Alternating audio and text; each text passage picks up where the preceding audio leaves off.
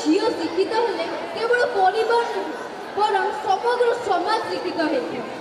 କଥାରେ ଅଛି ଯେଉଁ ଘରେ କୁନି ଝିଅଟିଏ ଥାଏ ସେହି ଘର ସବୁବେଳେ ସ୍ୱର୍ଗ ଭଳି ହସୁଥାଏ। ଯେତେବେଳେ ଘରେ ଝିଅଟିଏ ଜନ୍ମ ହୁଏ ସାକ୍ଷାତ ଲକ୍ଷ୍ମୀଙ୍କର ପାଦ ପଡ଼ିଥାଏ। ତେଣୁ ସେମାନେ ହେଉଛନ୍ତି ଆମ ସମାଜର ପ୍ରକୃତ ପରି। ମୁଁ ଏକ କୁନି ପରି, ମୋ ଆଖିରେ ସ୍ୱପ୍ନ, ମନରେ ଆଶା। ମୁଁ ଆଗାମୀକାଲିର ନାରୀ, ସମାଜର ଭବିଷ୍ୟତ। କିନ୍ତୁ ଆଜି ମୁଁ ଭୟଭୀତ, ଅସୁରକ୍ଷିତ। ମୋର କି ଦୋଷ? ମୁଁ କେବଳ ଏକ ଶିଶୁ। ମୋ ସ୍ୱପ୍ନ ଭାଙ୍ଗିଗଲା।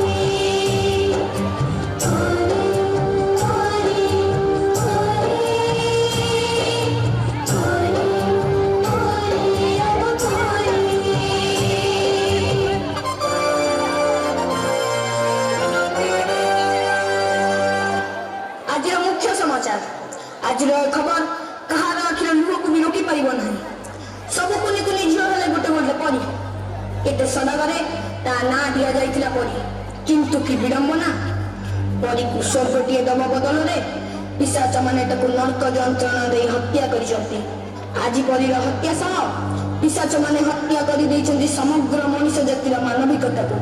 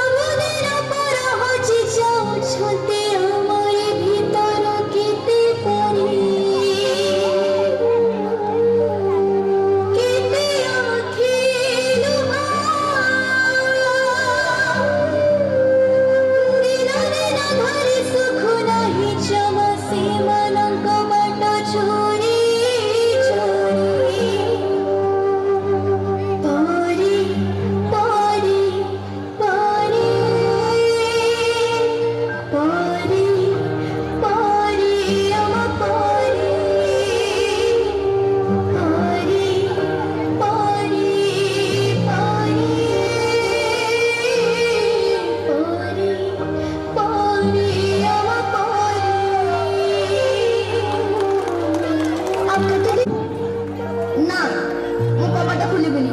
ଏବେ ଘରେ କେହି ନାହାନ୍ତି, ତମେ ପଳେଇ ଆସ। ଆଉ କେତେ ଦିନ ଆମ ଜୀବନକୁ ତମେ ଗড়େଇ ଚାଲିଥିବ? ତମ ଡାଡି ପଠେଇଛନ୍ତି, ଚାଲ ମୁଁ ତମକୁ ଘରେ ଛାଡ଼ିଦେବି। ନା ମୁଁ ତମ ସାଙ୍ଗରେ ଯିବିନି। ତମେ ଡାଡିକୁ ଫୋନ ଲଗେଇଲ। ଆମେ ଛୋଟ ପିଲା ବୋଲି ତମେ ଚକୋଲେଟର ଲୋଭ ଦେଖି ଆମେ ଖୁସି ଲୁଟି ନଉଛ। ଏ ମା ଚକଲେଟ ଖାଇବୁ? ନେ। ନା ନା ମୋ ମା ମନା କରୁଛି। ଅଚିହ୍ନା ଲୋକଙ୍କ ଠାରୁ ମୁଁ କିଛି ଖାଇବିନି। ଆମ ମଥାକୁ ଆମ ପିଠିକୁ ଆଉଁସ ଦେଇ ଆମ ଶରୀରର ହାଡ଼ ମାଂସ ଚାଟି ଦଉଛ। ତୁଟା ନା ବହୁତ ସୁନ୍ଦର ଲାଗୁଛୁ, ପୁରା ପରିଟିଏ ତ।